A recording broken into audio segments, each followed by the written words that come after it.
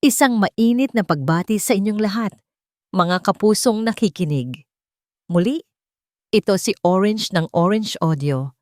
Handang samahan kayo sa isang kwentong susuriin ang tunay na kahulugan ng pamilya. Sabi nila, kayang bilhin ng pera ang lahat.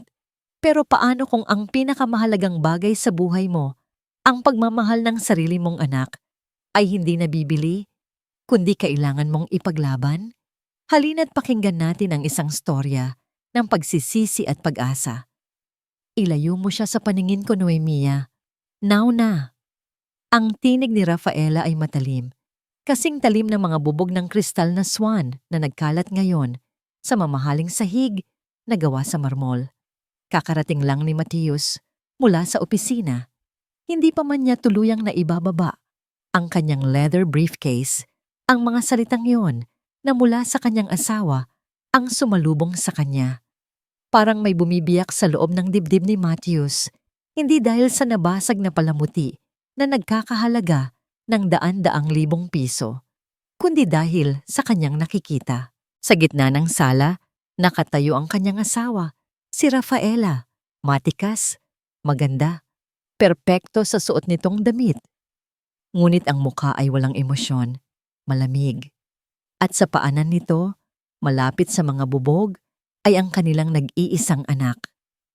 Si Emily. Nakatayo ang bata, nakayuko ang munting ulo.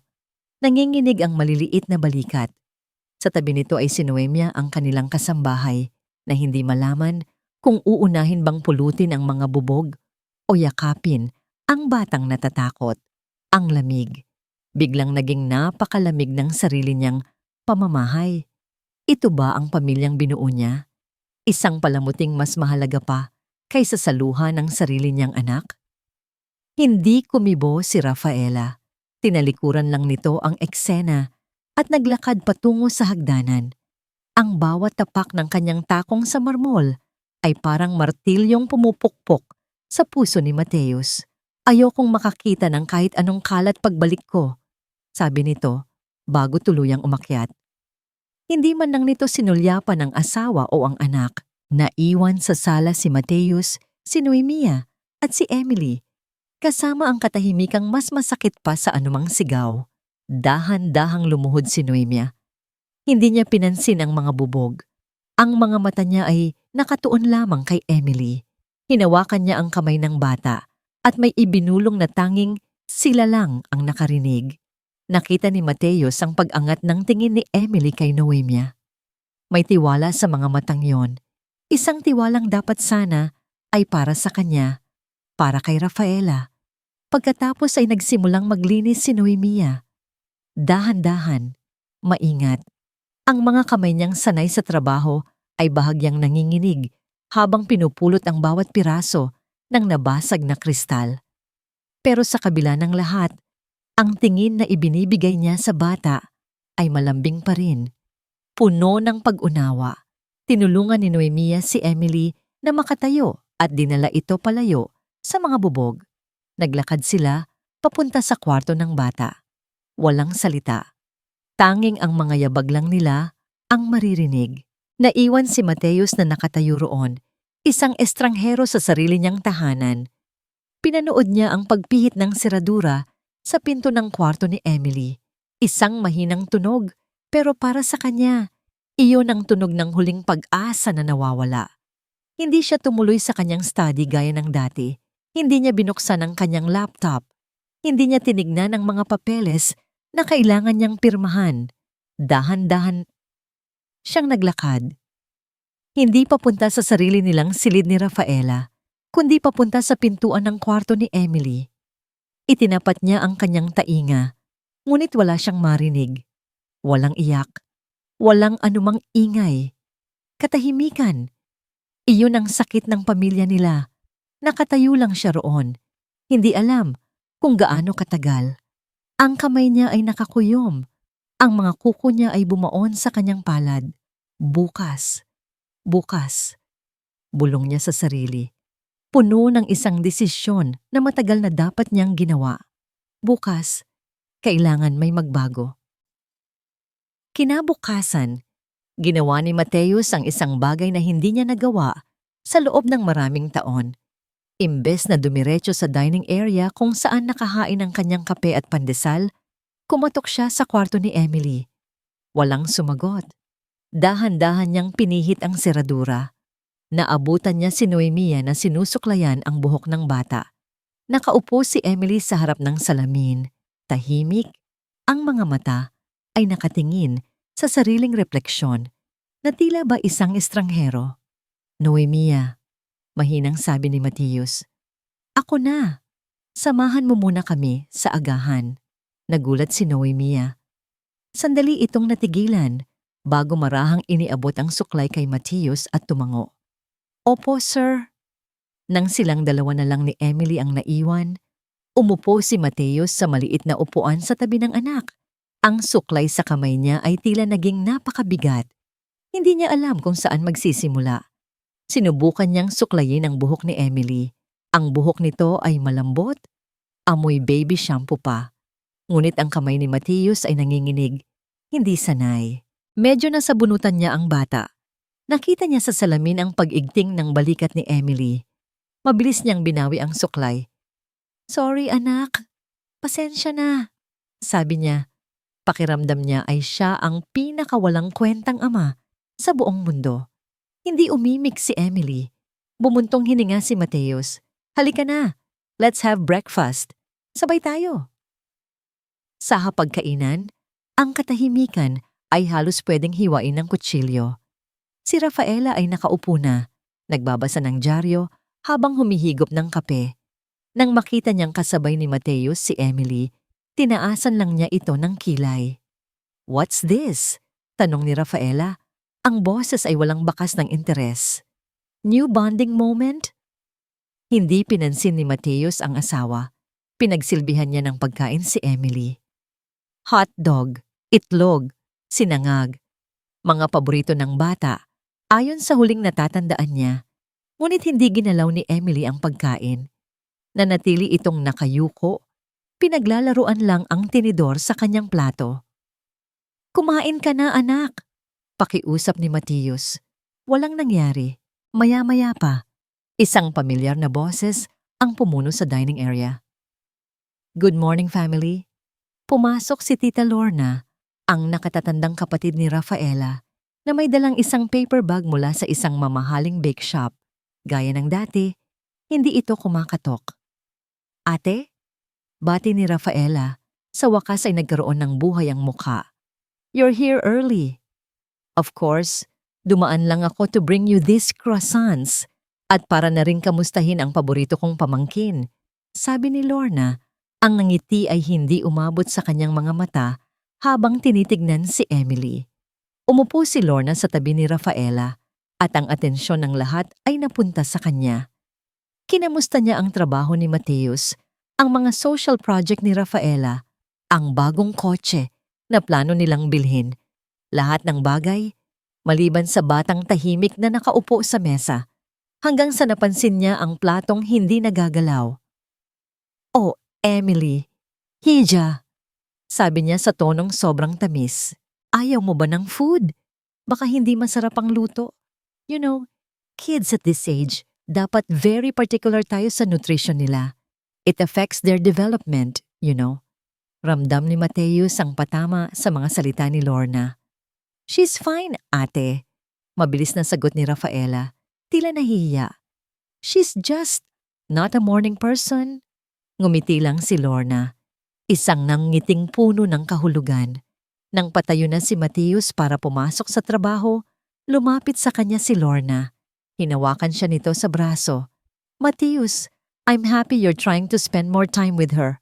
Bulong nito, tila isang sikreto. Pero sana alam mo ang ginagawa mo. Mahirap nang mapintasan ng ibang tao. Pagkatapos ay lumingon ito kay Rafaela at humalik sa pisngi. Sige na Rafi, I have to go. May meeting pa ako with my lawyer.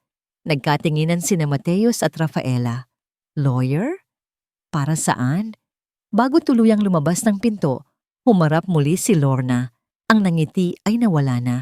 Napalitan ng isang seryosong tingin na nakatuon kay Rafaela.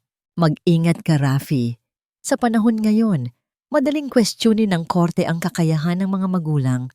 At sa mga salitang yon, umalis si Tita Lorna. Nag-iwan ng isang babala na nakabitin sa hangin.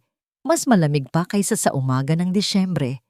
Isang linggo ang lumipas at ang mansyon ng mga Santos ay nag-anyong paraiso.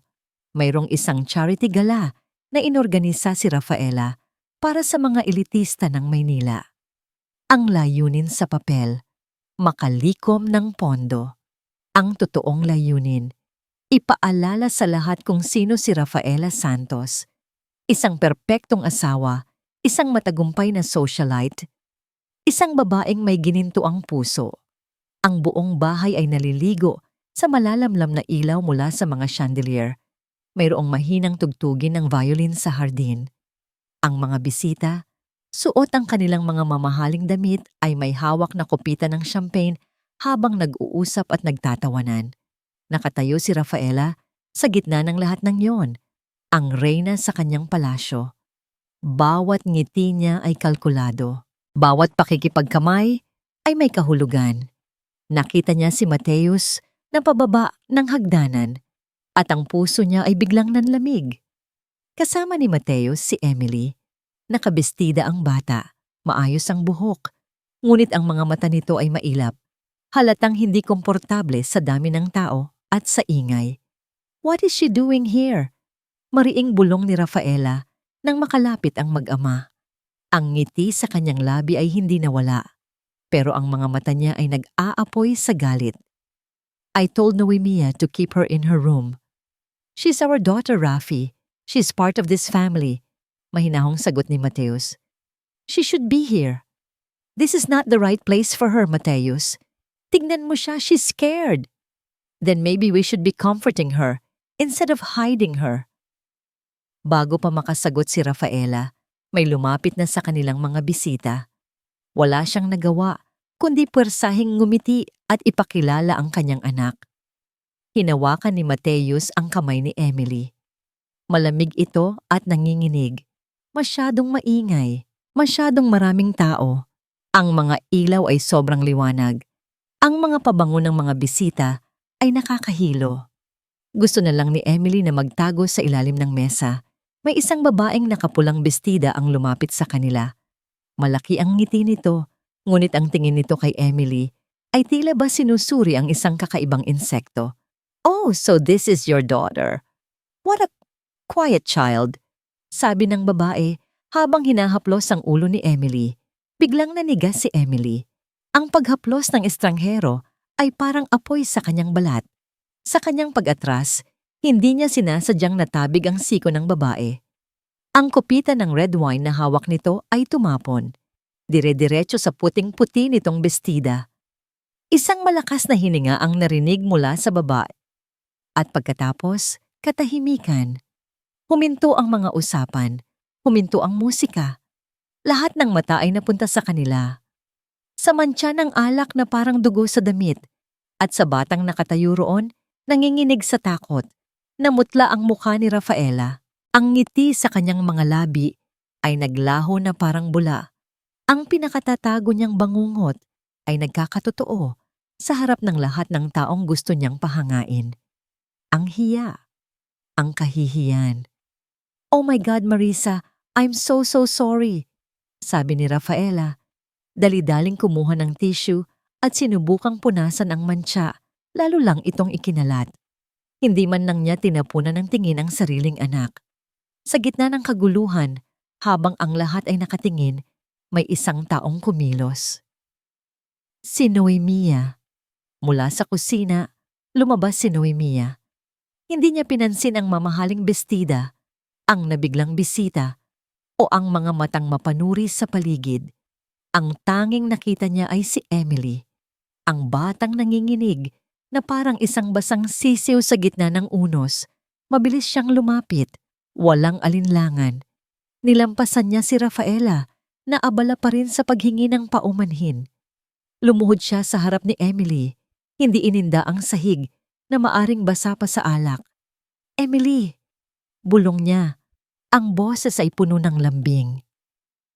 Okay lang yan. Aksidente lang. Hindi mo sinasadya. Hinawakan niya ang mga kamay ng bata. Pagkatapos, sa harap ng lahat, niyakap niya ito ng mahigpit. Ikinubli niya ang mukha ni Emily sa kanyang balikat.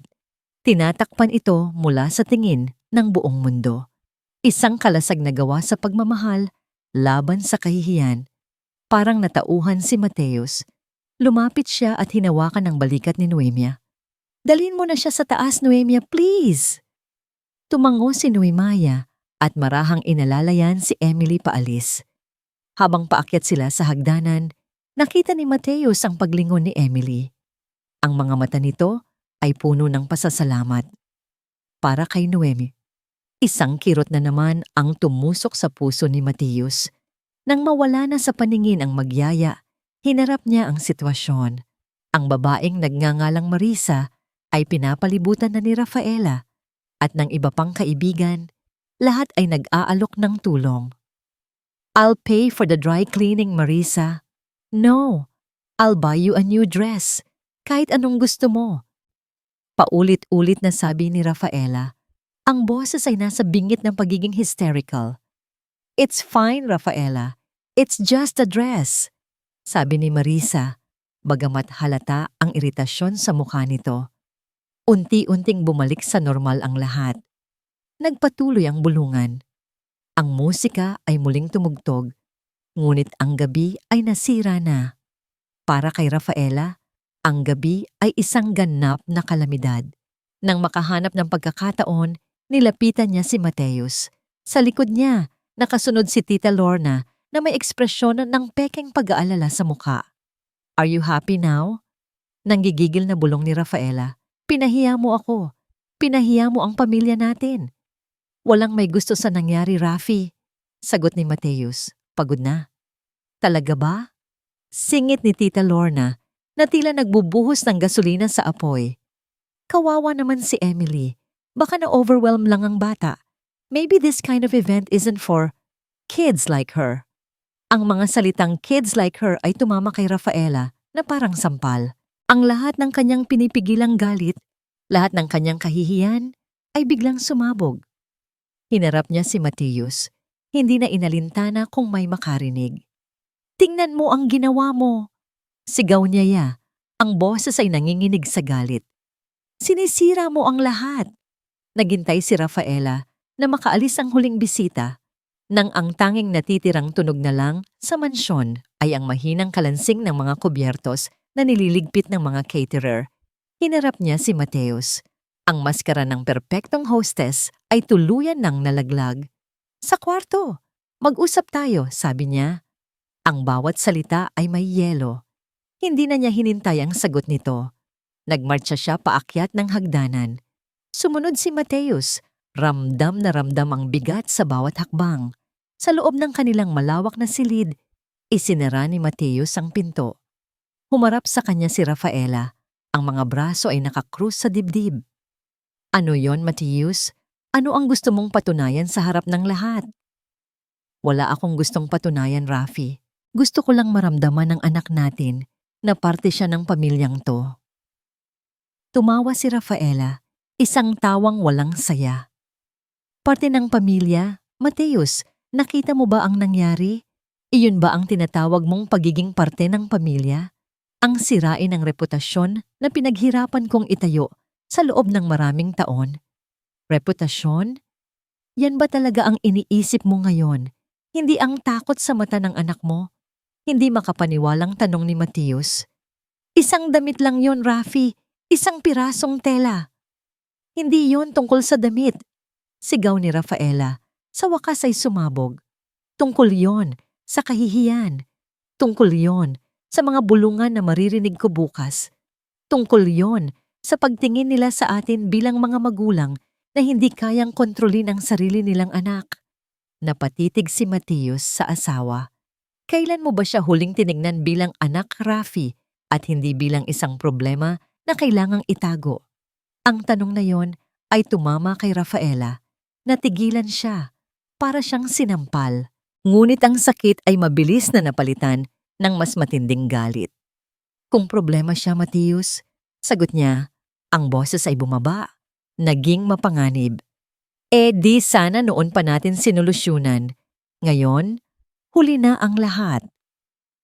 Sa labas ng kanilang silid, sa dilim ng pasilyo, napatigil sa paglalakad si Noemia. Papunta na sana siya sa kanyang maliit na kwarto, pero narinig niya ang sigawan. Narinig niya ang lahat. Kinikilabutan, humigpit ang hawak niya sa laylayan ng kanyang uniforme. Ang bawat masasakit na salitang binitiwan ni Rafaela ay parang punyal na tumutusok hindi sa puso ni Mateus, kundi sa kanya. Dahil alam niya kung sino ang tunay na nasasaktan sa lahat ng ito.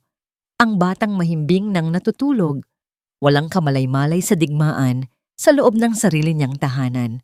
Dahan-dahan na siyang tumalikod at naglakad papunta sa kanyang silid. Isinara niya ang pinto. Ang dibdib niya ay sobrang sikip. Hindi siya humiga. Lumuhod siya sa tabi ng kanyang maliit na kama, sa harap ng isang maliit na krus na nakasabit sa pader. Ipinikit niya ang kanyang mga mata at pinagdikit ang kanyang mga palad. Hindi niya ipinagdasal ang sarili niya o ang mag-asawang nag-aaway. Panginoon, bulong niya sa hangin. Kayo na po ang bahala sa batang yon. Protektahan niyo po si Emily. Naalala niya ang huling habilin ng matandang Don Rafael, ang yumaong ama ni Mateus, bago ito pumanaw. Huwag mong pababayaan ang apo ko, Noemia. Ikaw ang aking pinagkakatiwalaan. Isang pangakong binitawan niya ng may utang na loob. Kinabukasan, habang nagwawalis siya sa labas, isang delivery motorcycle ang huminto sa tapat ng gate. Delivery po para kay Ma'am Noemia David. Nagulat si Noemia. Sino naman ang magpapadala sa kanya ng anuman? Nag-aalangan man, tinanggap niya ang isang maliit na kahon at pumirma. Sa loob ng kanyang kwarto, binuksan niya ito. Bumungad sa kanya ang isang bagong-bagong smartphone, nakabalot pa sa platik. Sa ilalim nito, may isang nakatuping sulat. Binuksan niya ito. Ang sulat kamay ay pamilyar. Galing kay Tita Lorna. Noemia, nakita ko ang lahat kagabi. Nakita ko kung paano mo inalagaan si Emily.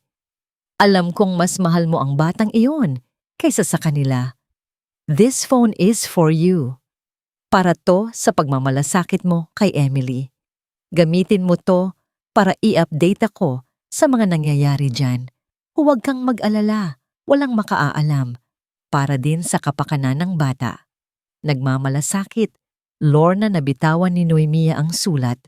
Tinitigan niya ang telepono sa kanyang palad. Makinis, malamig, at napakabigat.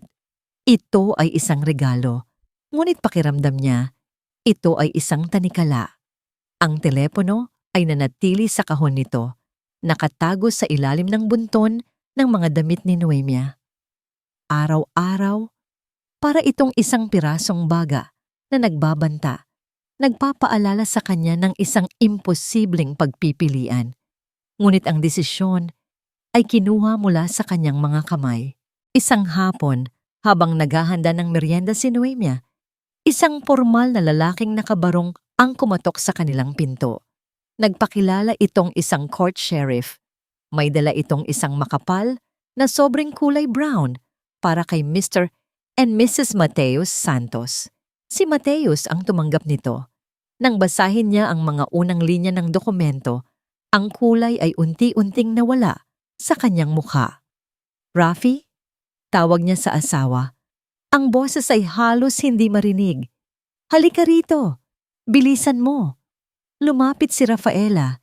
Inis dahil naistorbo sa kanyang pakikipag-usap sa telepono. Ano na naman ba yan, Mateus? Ipinakita ni Mateus ang papel. Petition for guardianship.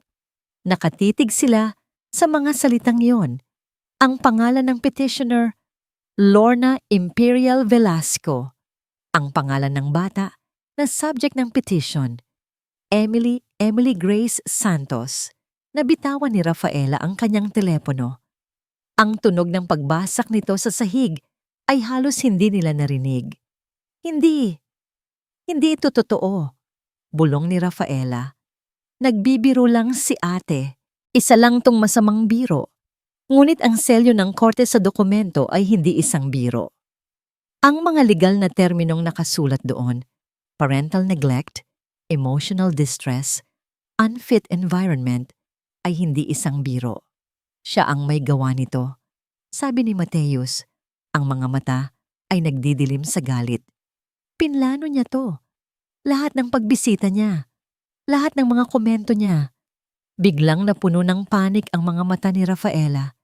Isang panik na hindi dulot ng pag-aalala para kay Emily, kundi ng takot sa iskandalo. Ang mga kaibigan ko, ang mga business partners natin, malalaman nila, malalaman ng lahat. Yan pa rin ba ang iniisip mo? Sigaw ni Mateus, hindi na napigilan ng sarili. Kukunin niya ang anak natin, Rafaela. Kukunin ni Lorna si Emily. Sa gitna ng kanilang pagtatalo, isang detalye sa petisyon ang pumukaw sa atensyon ni Mateus. Isang listahan ng mga insidente na nagpapatunay daw sa kanilang kapabayaan. Ang nabasag na swan, ang nangyari sa party, mga detalyeng sobrang particular, mga detalyeng tanging isang tao lang sa loob ng bahay ang makakaalam. Nagkatinginan sila. Isang pangalan lang ang pumasok sa kanilang isip. Noemia. Sabay nilang tinawag ang yaya. Lumabas si Noemia mula sa kusina, baka sa mukha ang pag-aalala. Sir? Ma'am? Ikaw, sabi ni Rafaela. Ang boses ay nanginginig sa pinaghalong galit at akusasyon. Ikaw ang nagsabi sa kanya. Ikaw ang espiya sa pamamahay na to.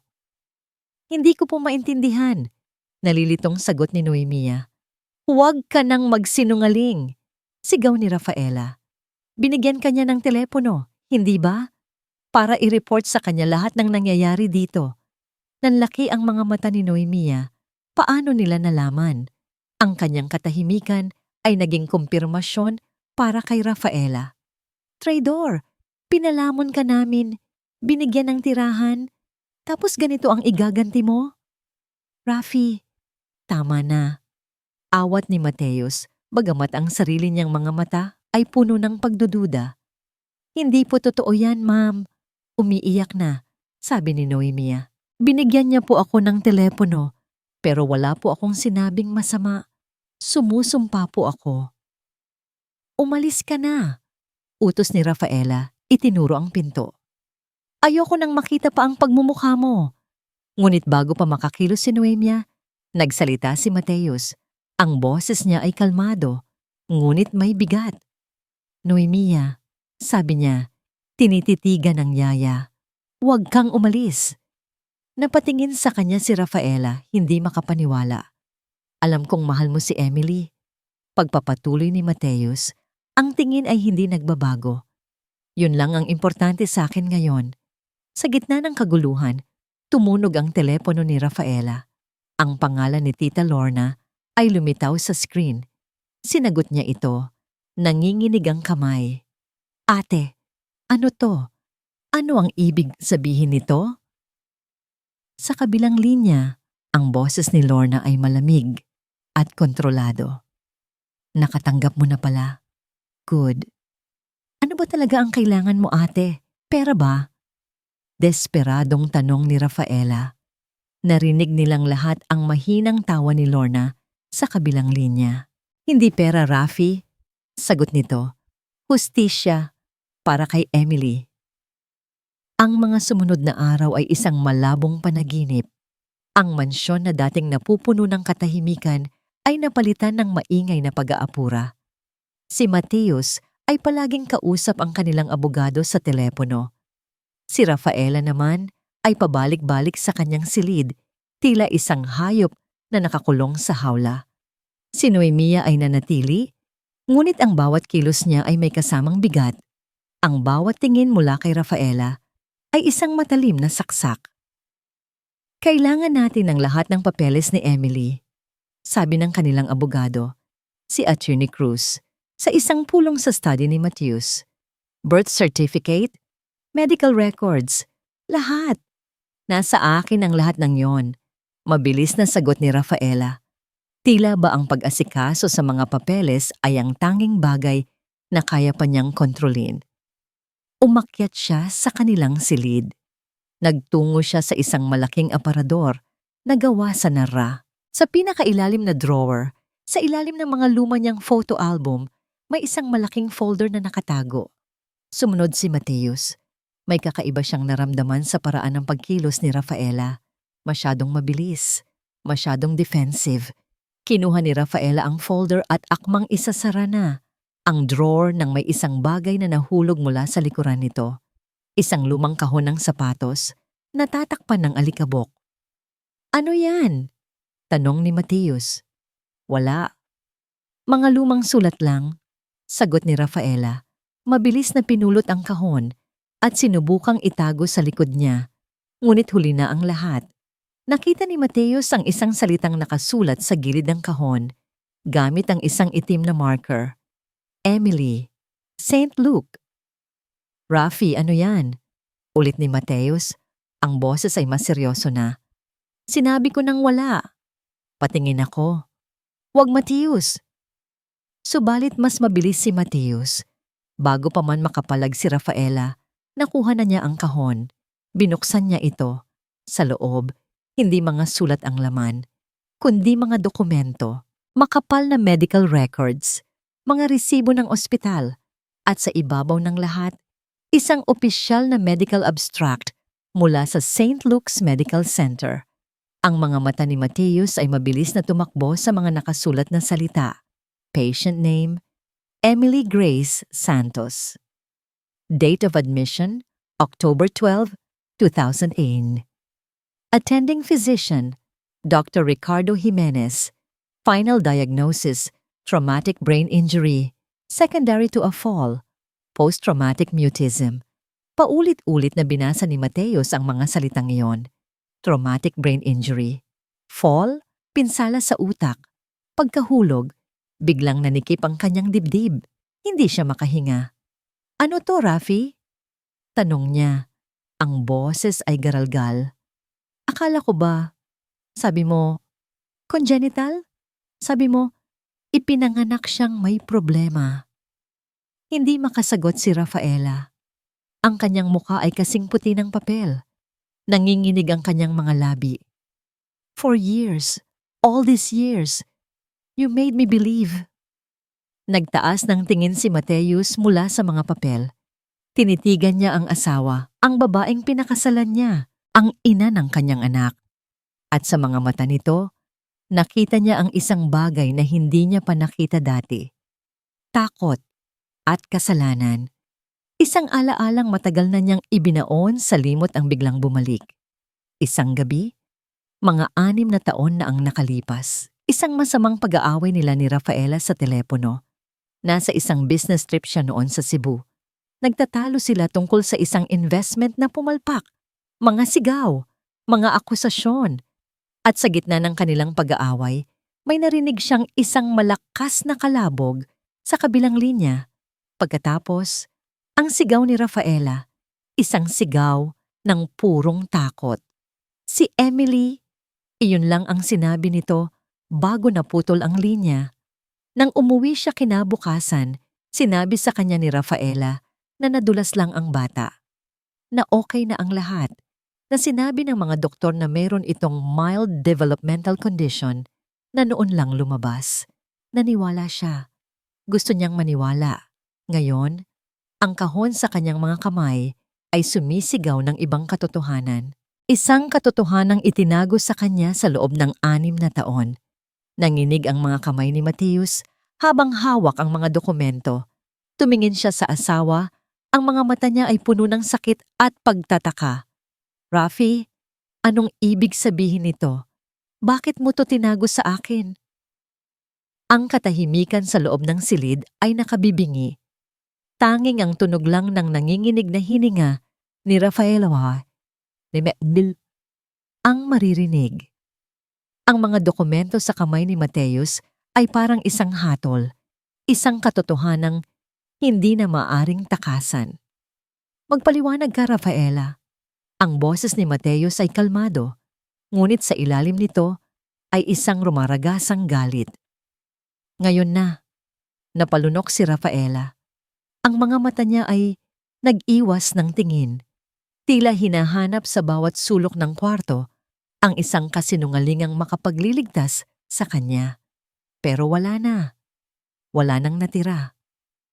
I was scared. Bulong niya.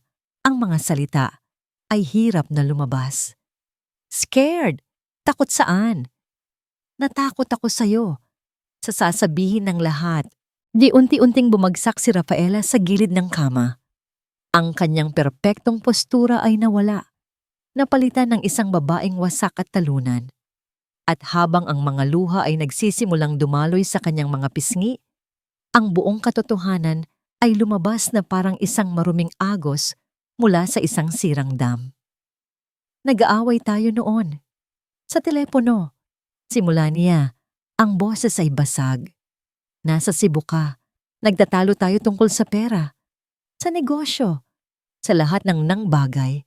Naaalala ni Mateus, bawat detalye. Hindi kita pinapakinggan pagpapatuloy ni Rafaela. Ang tingin ay nawawala sa kawalan. Galit na galit ako. Hindi ko namalayan. Hindi ko namalayan si Emily. Naglalaro lang siya malapit sa hagdanan. Huminto siya. Napahikbi. May hawak siyang bola. Sinubukan niyang abutin. At pagkatapos, ang tunog, ang kalabog. Hindi ko makakalimutan ang tunog na yon, Mateus. Ang mga mata ni Mateus ay napapikit. Ang alaala ng tunog na yon ay bumalik. Malinaw na malinaw. Dinala ko siya sa ospital. Wala akong sinabihan. Ako lang. Sinabi ng mga doktor, may pamumuo ng dugo sa utak niya na kailangan siyang operahan.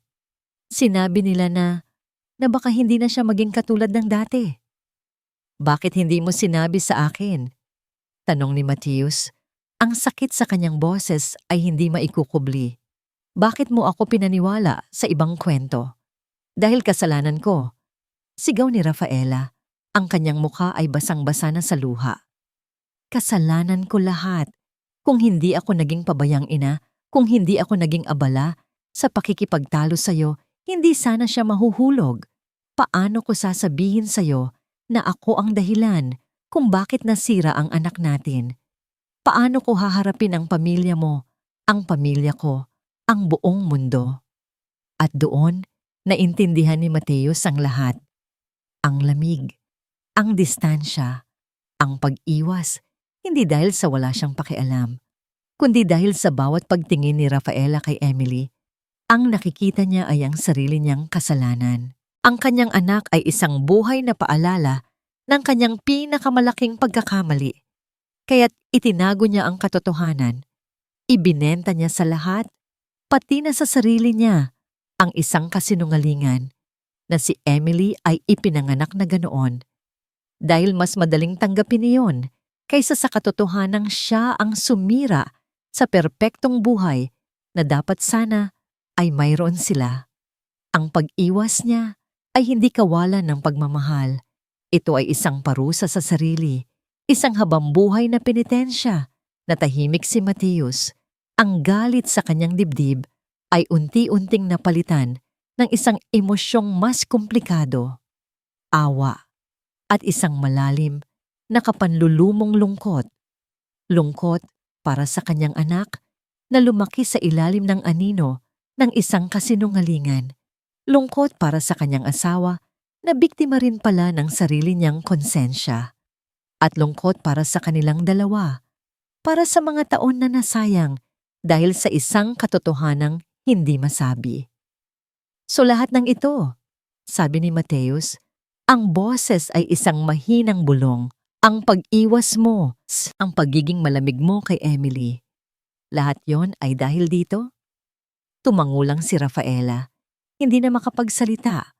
Ang katawan ay nanginginig sa pag-iyak. Kasalanan ko. Kasalanan ko lahat. Paulit-ulit niyang sinasabi ang mga salitang yon na parang isang sirang plaka. Tinitigan ni Mateus ang babaeng nasa harap niya, ang babaeng minahal niya, ang babaeng sinira ng isang sikreto. Hindi niya alam kung ano ang dapat maramdaman.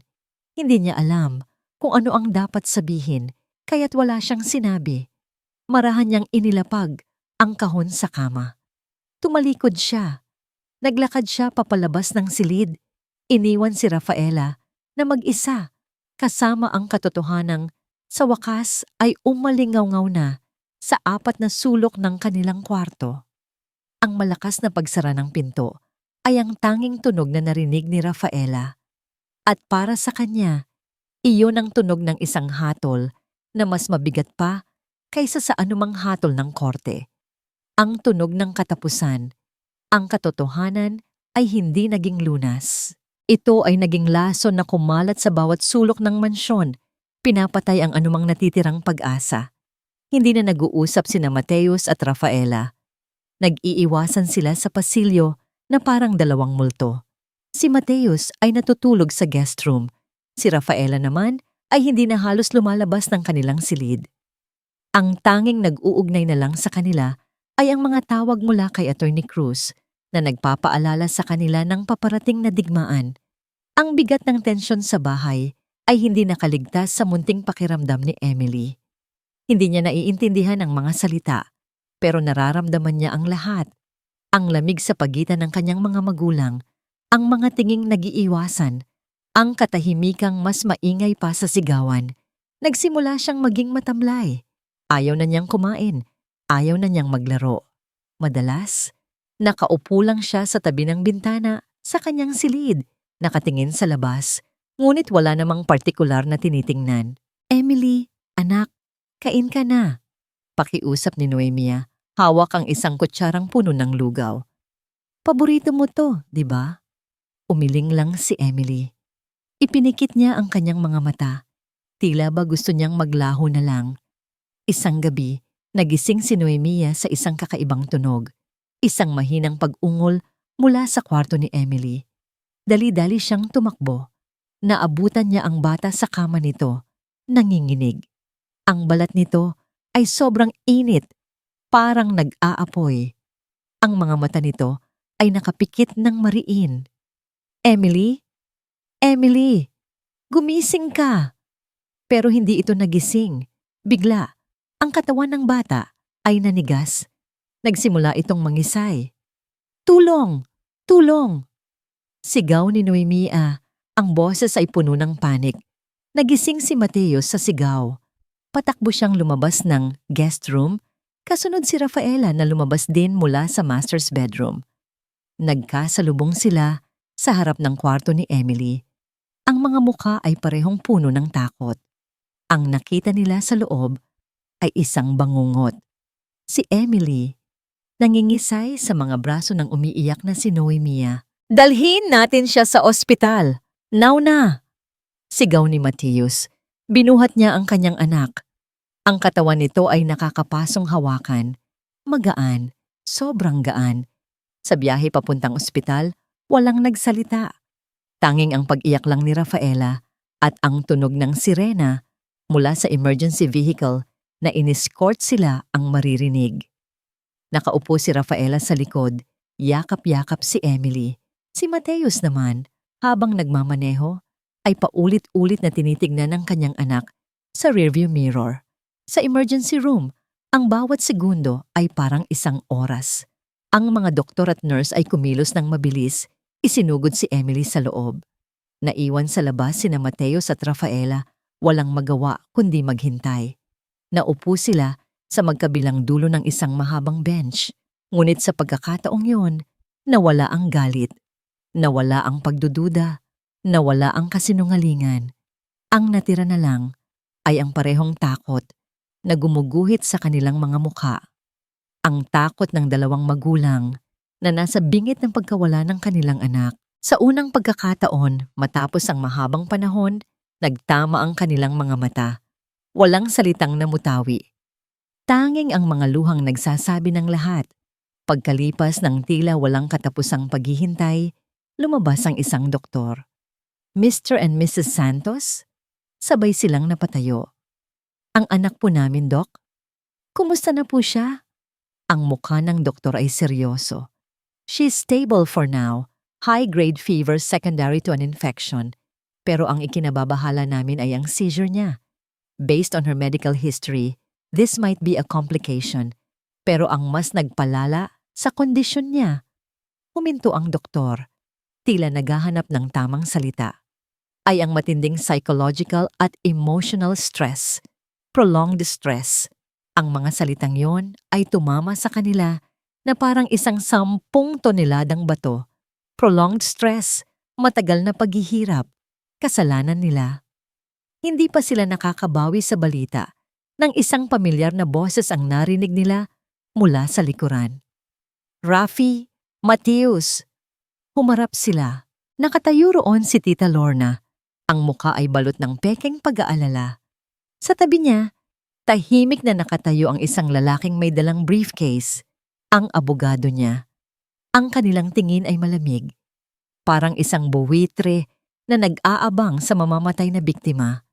Ang pagdating ni Tita Lorna sa ospital ay parang isang patak ng lason sa gitna ng kanilang pait. "Oh, my poor Emily," sabi ni Lorna. Ang boses ay matamis, ngunit ang mga mata ay nanlalamig habang tinitignan si Rafaela. "What have you done to her, Rafi?" Ang bawat salita ni Lorna ay parang kutsilyo na humihiwa sa sugat na hindi pa naghihilom sa dibdib ni Rafaela. Sa harap ng abogado ni Lorna, sa harap ng lahat ng nakakarinig, binuhos niya ang lahat ng akusasyon. "Hindi ba't sinabi ko na sa'yo, Rafi, na ang batang yan ay nangangailangan ng mas maayos na pangangalaga? Tingnan mo siya ngayon. Halos mawalan na ng buhay dahil sa kapabayaan ninyo." Dahan-dahang lumapit si Lorna sa pintuan ng kwarto ni Emily, kung saan makikita ang nakaratay na bata sa loob. Ang bata ay nagpapahiwatig, Rafaela. Hinihingi niya ang tulong na hindi mo maibigay. Ang mga salitang iyon ay tumama kay Rafaela. Ang kanyang sariling kasalanan, ang mga lihim na ibinaon niya sa loob ng maraming taon, ay biglang umalingaw-ngaw sa kanyang isipan. Ang takot sa hiya, ang takot sa sasabihin ng mundo, ang takot sa paghatol, lahat ng yun ay bumalik. Mas matindi pa. Ngunit nang tumingin siya sa loob ng kwarto, sa nakalantad na braso ni Emily na may IV fluid, sa mahinang paghinga nito, isang bagay sa loob ni Rafaela ang biglang nabasag. Hindi na ang kanyang kahiyan, hindi na ang kanyang reputasyon, kundi ang pader na itinayo niya sa pagitan niya at ng kanyang anak. Ang lahat ng takot, ng galit, ng pait ay naglaho. Ang natira na lang ay isang purong emosyon na hindi niya naramdaman sa loob ng mahabang panahon. Pagmamahal, isang matinding, primal na pagmamahal ng isang ina. "Umalis ka," mahinang sabi ni Rafaela. Natigilan si Lorna. "Ano?" "Umalis ka, ate." Ngayon, ang boses ni Rafaela ay mas matatag na. Wala kang karapatan na humarap sa kanya. Wala kang karapatan na questionin ang pagmamahal ko sa anak ko. Napuno ng pagtataka ang mukha ni Mateus. Hindi niya kailanman nakita ang asawa niya na ganito. "Rafi, ano ba ang sinasabi mo? May abogado ako dito." "I don't care about your lawyer. I don't care about your scheme." Sigaw ni Rafaela. Ang kanyang mga mata ay nag-aapoy sa matinding galit. Lumapit siya kay Lorna. Ang kanyang mga kamay ay nanginginig sa puot. "Ang iniisip mo lang ay pera. Ang iniisip mo lang ay ang sirain ang pamilya ko. Pero hindi ko hahayaan yan." Napaatras si Lorna. Hindi niya inaasahan ang paglaban ni Rafaela. Si Rafaela naman, lumapit sa pinto ng kwarto ni Emily. Hindi siya pumasok. Nakatayo lang siya roon. Ang kanyang kamay ay nakadikit sa salamin. "Hindi ka iiwan ni Mama, anak," bulong niya. Ngunit sapat para marinig ni Mateus. Lalaban si Mama. Para kay Mateus, ang mga salitang yon ay parang himala. Hindi na ang Rafaela na nagtatago sa anino ng kanyang kasalanan, kundi isang Rafaela na handang ipaglaban ang kanyang anak. Isang Rafaela na sa wakas ay pinili ang kanyang anak higit sa lahat. Nang makita ang pagbabago sa kanyang asawa, isang kakaibang lakas ang bumalot kay Mateus. Lumapit siya sa tabi ni Rafaela. Inakbayan ito. "Umalis ka na, ate," sabi niya kay Lorna. Ang boses ay puno ng awtoridad. Wala kang makukuha dito. Nagsimulang kumilos ang abogado ni Lorna. Tila nababahala sa biglaang pagbabago ng sitwasyon.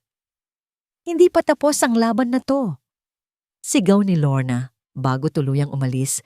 Ang muka ay balot ng galit at pagkatalo. Magkita-kita tayo sa korte. Nang mawala na sa paningin si Lorna at ang kanyang abogado, hinawakan ni Rafaela ang kamay ni Mateus. Ang kanyang mga mata ay nakatingin pa rin sa loob ng kwarto kay Emily. Mateus, mahina niyang sabi, anong gagawin natin? Lalaban tayo, Rafi. Sagot ni Mateus, mahigpit na hinawakan ang kamay niya. Magkasama tayo. Ang pagbabago ni Rafaela ay hindi isang himala na naganap sa isang iglap. Ito ay isang proseso. Ngunit sa ospital, sa harap ng namumutlang mukha ni Emily, ang unang hakbang ay nagawa na. Kinabukasan, lumabas si Emily sa ICU, bagamat mahina na pa rin. Nang makauwi sila sa mansyon, hindi na ito ang dating bahay na puno ng tensyon. Si Mateus ay nasa tabi ni Rafaela at magkasama silang pumunta sa kanilang abogado. Gusto naming sabihin ang buong katotohanan, sabi ni Rafaela kay Attorney Cruz, ang boses ay matatag. Lahat-lahat, kung ano talaga ang nangyari kay Emily. Tinitigan sila ni Attorney Cruz. Handa ba kayo sa posibleng maging kahihinatnan nito, Mrs. Santos? This could be used against you. Mas handa akong harapin ang katotohanan kaysa ipagpatuloy ang kasinungalingan, sagot ni Rafaela. At sa mga salitang iyon, nakita ni Mateus ang bagong Rafaela, ang tunay na Rafaela. Pagkatapos ng pulong sa abogado, bumalik sila sa bahay. Nag-iisip si Rafaela kung paano niya haharapin ang korte, kung paano niya sasabihin sa lahat ang kasalanan niya. Ngunit bago pa man niya masyadong isipin iyon, may isang bagay na pumukaw sa kanyang isipan. Si Noemia, sabi niya. Nasaan siya? Huling nakita nila si Noemia sa ospital. Nag-aalala rin para kay Emily. Ngunit nang ma-stabilize ang bata, bigla itong nawala. Sinubukan nilang tawagan, ngunit hindi na ito sumasagot. Baka natakot na siya, Rafi, sabi ni Mateus. Sa lahat ng nangyari, hindi niya alam. Ang pagkawala ni Noemia ay nag-iwan ng butas sa kanilang puso. Hindi lang bilang kasambahay, kundi bilang isang miyembro ng pamilya na naging sandalan ni Emily. Dumating ang araw ng pagdinig. Ang courtroom ay puno ng mga tao. Mayroong mga kaibigan ni Rafaela na dumating para magpakita ng suporta. Mayroon ding mga tsismosa at tsismoso na gustong masaksihan ng iskandalo. Nakita ni Mateus si Tita Lorna, nakaupo sa tabi ng kanyang abogado, nakangiti ng mapanukso. Naupo sina Mateus at Rafaela sa kabilang panig. Hawak ni Mateus ang kamay ni Rafaela. Malamig ito, ngunit hindi na nanginginig. Mayroong kakaibang kalmado sa mukha ni Rafaela. Hindi takot, kundi desisyon. Nagsimula ang pagdinig. Ipinaliwanag ng abogado ni Lorna ang kanilang petisyon. Ibinigay ang lahat ng ebidensya ng kapabayaan. Ang nabasag na swan, ang insidente sa party, ang medical records na nagpapatunay sa matinding stress ni Emily. Tinatawagan ko ang una kong testigo, sabi ng abogado ni Tita Lorna, Miss Noemia David. Sabay na napatingin sina Mateus at Rafaela sa pintuan. At doon, dahan-dahang pumasok si Noemia. Suot nito ang kanyang malinis na uniforme. Ang mga mata niya ay tila pagod, ngunit may kakaibang pagtatag. Bumilis ang tibok ng puso ni Rafaela. Bakit narito si Noemia? Anong sasabihin niya? Nagsimulang magtanong ang abogado ni Lorna. Miss David, totoo bang nakita niyo kung gaano kapabaya ang mga Santos sa kanilang anak? Nag-aalangan si Noemia. Tumingin siya kay Emily. Pagkatapos, tumingin siya kay Rafaela. I have seen. Nagsimulang magsalita si Noemia. Ang boses ay mahina, ngunit malinaw. I have seen moments na hindi po sila perpekto, na nagkukulang po sila. Nakangiti si Tita Lorna. Pero, Pagpapatuloy ni Noemia, ang kanyang tingin ay lumipat kay Matius at Rafaela. Nakita ko rin po ang pagmamahal. Nakita ko po kung paano nilalabanan ni Sir Matius ang lahat para sa anak niya. At nakita ko po, Ma'am Rafaela, kung paano kayo lumalaban ngayon, kung paano niyo pinipilit bumangon. Nagulantang si Lorna at ang kanyang abogado. Hindi ito ang inaasahan nilang testimonya. Pero binigyan ka ng pera ni Miss Imperial para magbigay impormasyon, hindi ba? Diretsahang tanong ng abogado. Opo. Binigyan po niya ako ng telepono. Sagot ni Noemia tumingin kay Tita Lorna. Pero hindi ko po nagamit ang teleponong yon para manira. Ginamit ko po yon para hanapin ang tamang panahon para makapagdesisyon. At ngayon po, narito ako para sabihin ang totoo. Ang totoo pong pagmamahal ng isang ina, walang katumbas na pera. Umingay ang courtroom, nagbulungan ang mga tao. Ngunit bago pa man makasagot ang abogado ni Lorna, tumayo si Rafaela.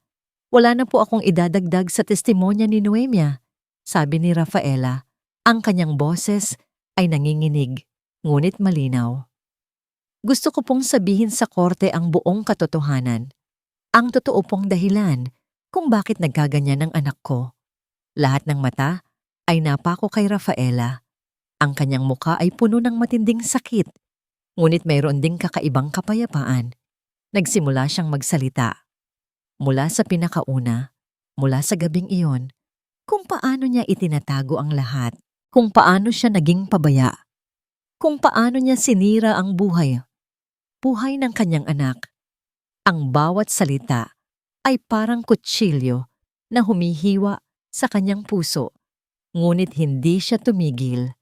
Natigilan ng buong korte, ang mga bulungan ay nawala. Ang tanging maririnig na lang ay ang boses ni Rafaela at ang kanyang mga hikbi na pilit niyang pinipigilan. Sa tabi niya, mahigpit na hinawakan ni Mateos ang kanyang kamay. Hindi para pigilan siya, kundi para suportahan.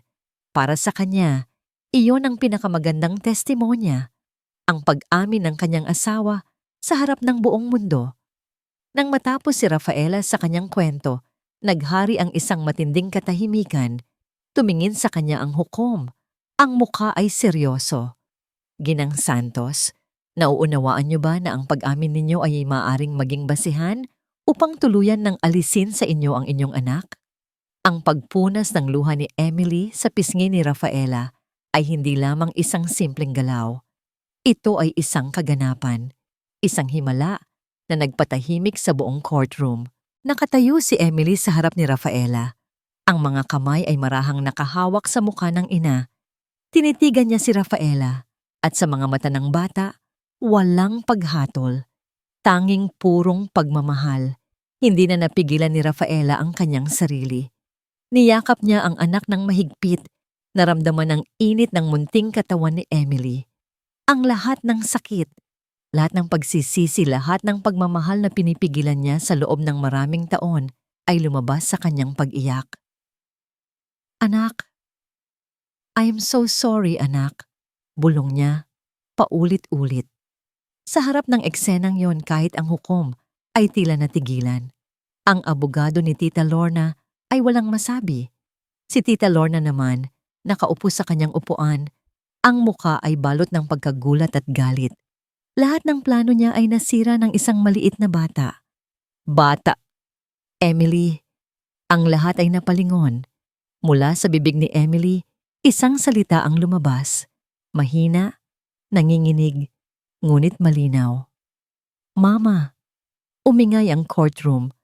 Ang mga bulungan ay naging ingay ng pagkamangha. Ang mga kaibigan ni Rafaela ay umiyak. Si Mateos ay napaluhod, umiiyak din, ngunit sa pagkakataong ito, luha ng saya. Ang unang salita ni Emily.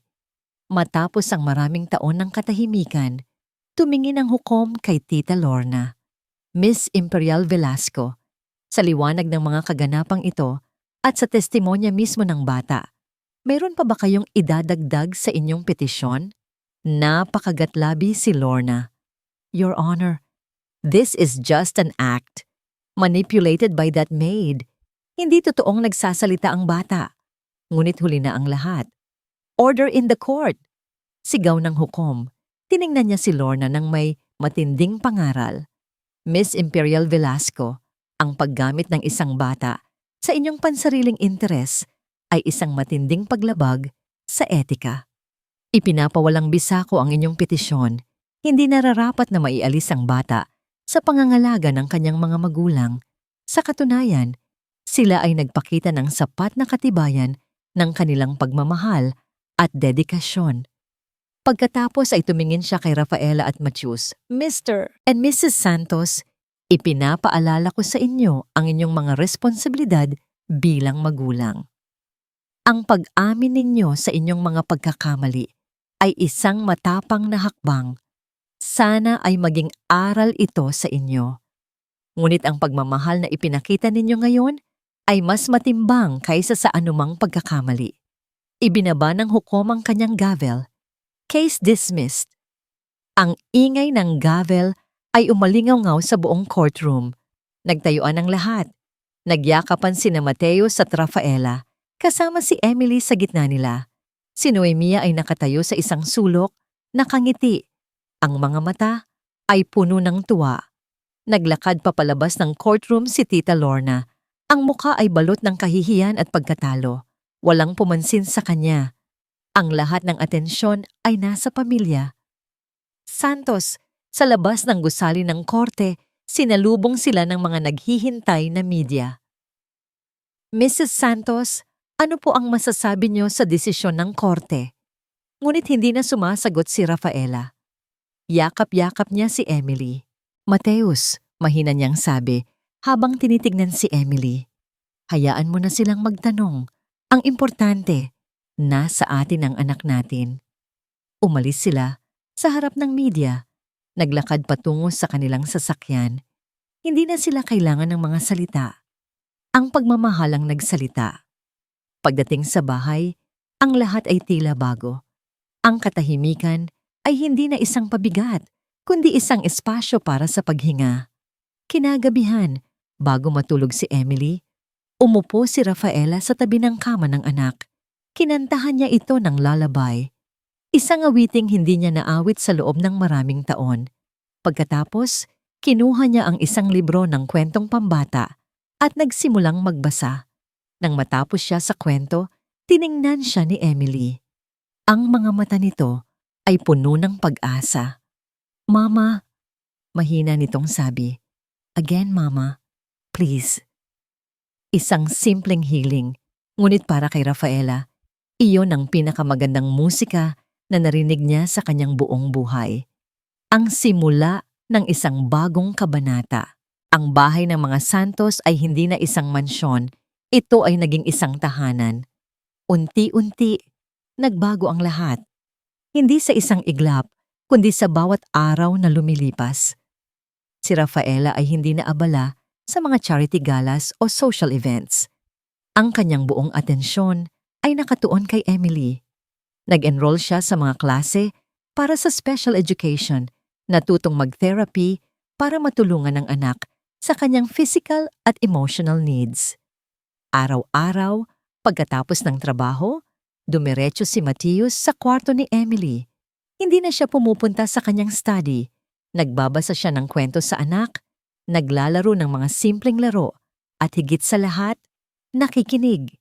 Si Emily, sa tulong ni Mateus, Rafaela, at Noemia, ay unti-unting lumalabas sa kanyang shell. Hindi pa rin siya madaldal, ngunit mas nakikipag-ugnayan na siya. Mas gumagalaw, mas nagtitiwala. Isang araw, habang tinutulungan ni Rafaela si Emily na maglakad sa isang parallel bar, sa kanilang bagong home therapy room, biglang sumakit ang tiyan ng bata. Natumba ito, ngunit hindi umiyak. Okay lang anak, sabi ni Rafaela. Niyakap si Emily. Baka gutom ka lang. Pagkatapos, tumayo si Emily. Tumingin siya kay Rafaela at pagkatapos ay sa parallel bar, huminga siya ng malalim. At sa halip na umupo at sumuko, sinubukan niya ulit. Hindi inaasahan ni Rafaela. Sa kauna-unahang pagkakataon, Hindi niya kailangan pang himukin ng anak. Si Emily mismo ang gumawa ng desisyon. Good girl, anak, sabi ni Rafaela. Ang mga mata ay puno ng pagmamalaki. Gutom na ako, mama, sabi ni Emily. Ang boses ay mahina pa rin, ngunit malinaw. Natawa si Rafaela. Sige, kain na tayo. Ano ang gusto mong kainin? Adobo. Adobo? Sige. Ipagluluto ka ni mama ng adobo. Mula sa kusina, lumabas si Noemia. Hindi na siya ang yaya na tahimik lang. Parte na siya ng pamilya. Nakita niya ang saya sa mukha ni na Rafaela at Emily. Ma'am, ako na po ang magluluto ng adobo, sabi ni Noemia, nakangiti. Sige Noemia, pero turuan mo ako ha? Gusto kong matuto, sagot ni Rafaela. Ang mga araw na lumipas ay puno ng maliliit na tagumpay.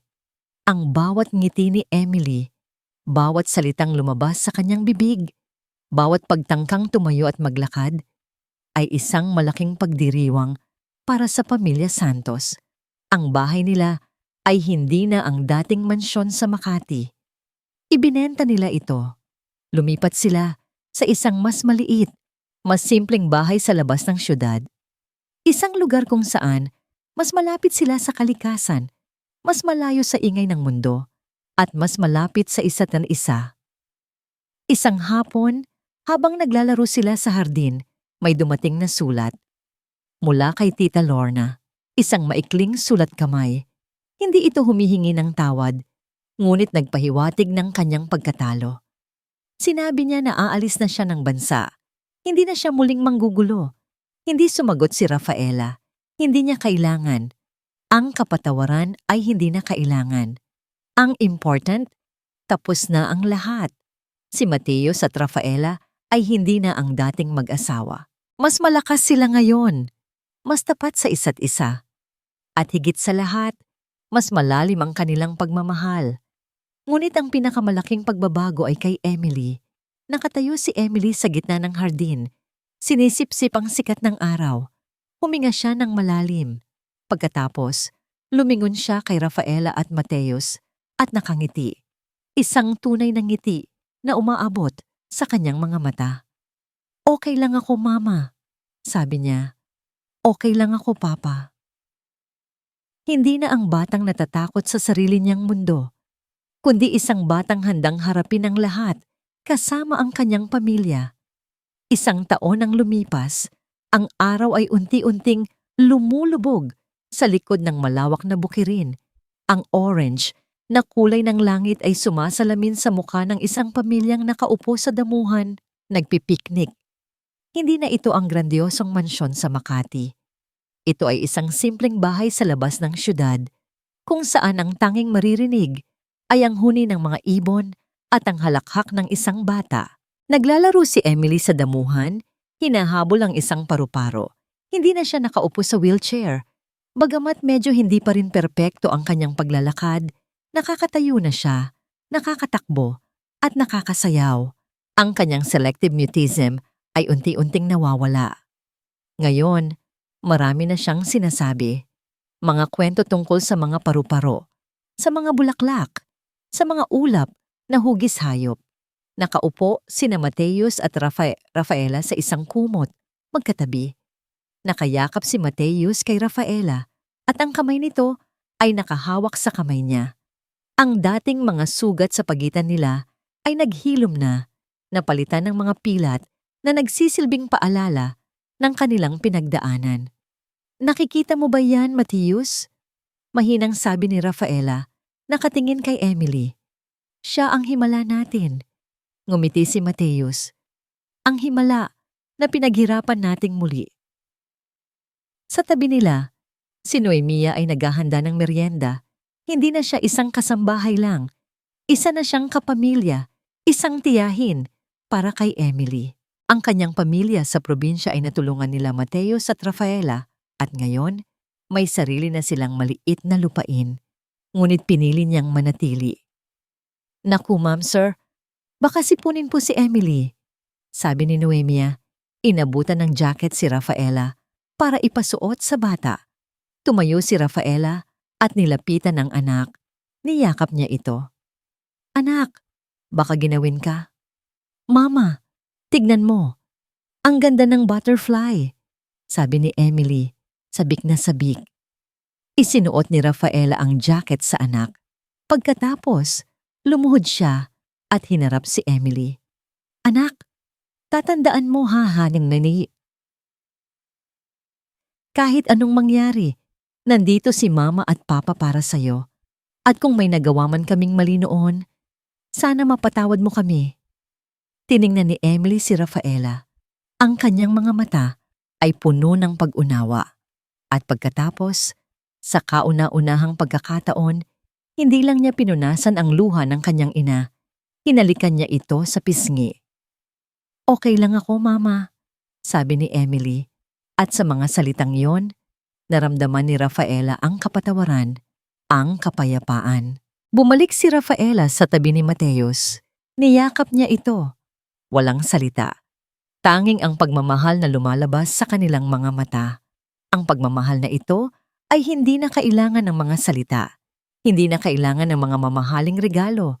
Hindi na kailangan ng perpektong reputasyon. Ang tanging kailangan lang ay ang presensya, ang pagtanggap, at ang patuloy na paglaban para sa isa't isa. Para kay Rafaela at Mateus, ang kanilang paglalakbay ay isang matinding aral.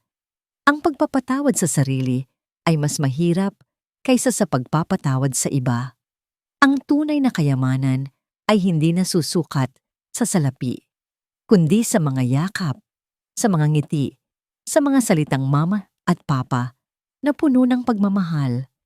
Ang kanilang pamilya ay hindi perpekto. May mga pilat pa rin, ngunit ito ay tunay, ito ay buo, at puno ito ng pag-asa. Habang lumulubog ang araw, ang pamilyang Santos ay magkasama, nakatanaw sa bagong simula. Isang pamilya na natutong muling magmahal, natutong magpatawad, at natutong bumangon mula sa pagkakamali.